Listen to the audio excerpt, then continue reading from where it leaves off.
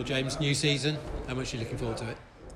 Yeah, I'm really looking forward to it. I've prepared as well as I could have done, and yeah, it's going to be interesting to see how this season and the next season goes. Really, yeah. What does your preparation for the season involve?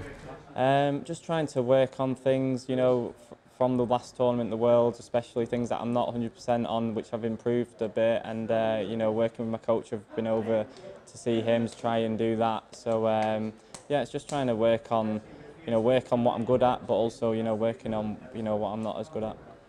You've been around the tour on and off for a few years now. Now you're back with a fresh 2-year tour card. Do you feel like this is a new beginning for you?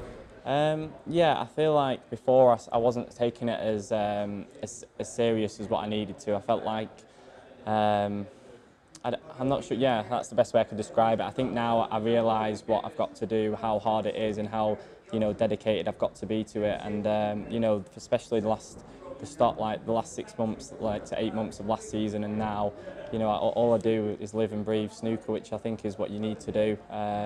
So yeah, I think I've got a good chance to hopefully show what I can do. Yeah. And do you feel you're a better all-round player than you've ever been before? Yeah, definitely. My scoring's a lot better. Mentally, I'm a lot better, which was like for me before, one of my worst things, and that's all helped with working with Chris. He's helped me a lot with that, and I think now I'm overall definitely a better player. Yeah.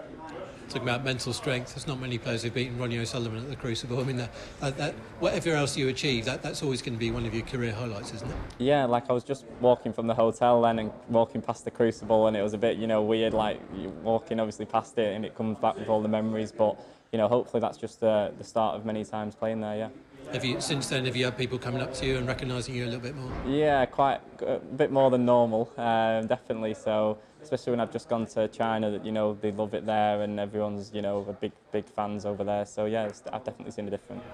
Looking back on that match, I think what amazed people is how well you played, and particularly how calm you were towards the end of that match. Do you kind of look back on that match and take a huge amount of confidence from it? Yeah, obviously, I've watched the match back, and it's nice to know that I can do that under the big circumstances, and I think I've shown that before I went there, which so it didn't surprise me as much as what it did others, that I could play half decent there. But I think I have a lot more to offer than what I played there. I think in the qualifiers I showed a bit more of what I'm capable of, and I'm hoping that next time when I go back I can maybe bring out a bit of a better game, which I'd need to win that tournament. Yeah, it was a great run. Let's not forget you had to win 3 qualifying matches just to get there.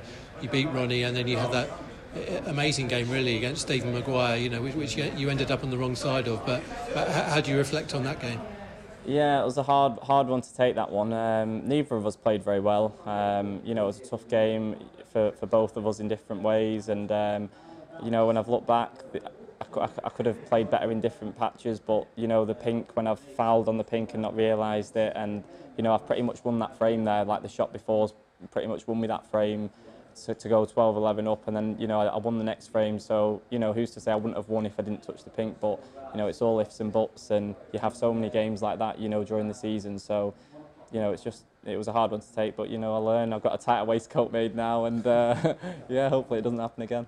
Did you get over that disappointment? Were you able to see the bigger picture and say, I've won 4 matches in the World Championship, it was a great run, and kind of reflects on it in a positive way?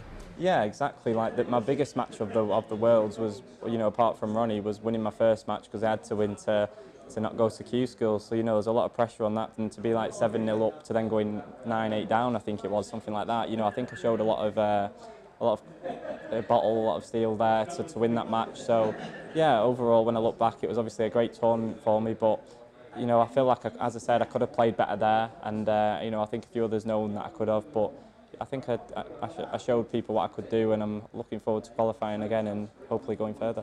And you've kind of done the hard bit in snooker. You've beaten Mark Selby, Ding, Ronnie at the big venues. That's something that not many players can do. Do you feel like I can do the hard stuff? I've just got to be more consistent to kind of get up the rankings. Yeah, exactly. Like that's been my problem. I've not been very consistent, but that's what I think, with not practicing as much as what I should have. Or the last couple of seasons I had 11 different cues in my last season as a pro. So that just sort of showed where I was at with everything, and it's hard to have different cues and going to tournaments trying to play your best snooker. It's impossible. So the cue I've got now is really good. I'm in a good frame of mind, and I think when I've looked back at like last season, I didn't lose many first round matches from like the second half of the season, which is quite quite an important thing. Just if you've won the first rounds in every match, but I have a lot of self-belief in my in my game, and I think the next few seasons could be interesting. Yeah. Have you, the standard is so strong on the tour now. Have you got to come into every match, no matter who you're playing, and treat them with the same respect and give every game the same focus that you would do playing a big match at the Crucible? Yeah, obviously it's hard to do that. Like, this is the first tournament I've played since playing at the Crucible, so I presume it's going to be a bit of a come down playing tonight. But you've got to treat everyone as their own, and that's another thing I've been working on, is just playing the balls. And when I do that, I play really well. So I've been doing that really well the last season, and it's just another thing that I've been working on. And any particular targets for the next 2 years? I've set a few private targets with my coach, just to sort of spur me on and get there. And even if I did half of them, I'd be doing quite well still. So obviously one of my main targets is to hopefully get into the 64. If I could do that this season, that would be fantastic. And then I think hopefully show and get to the ranking where I think I can be. And being a full-time tour player now, it's something like 20 tournaments a season, a lot of travelling, going to China or around Europe. Do you enjoy that side of things? Yeah, I love it. People say, all the travelling, this, that and the other, but, what don't you like about that? You're playing the sport you love, you're on money going over there, and you're playing, I just don't see how people can't enjoy that. I understand if you go over there and you get beat first round, it's not ideal having a 15-hour flight back or whatever, but that's part and parcel of it. You could go over there and win the tournament. So yeah, I love the travelling side of it. Yeah. Well done, James, and looking forward to the season. All right, thanks, Simon.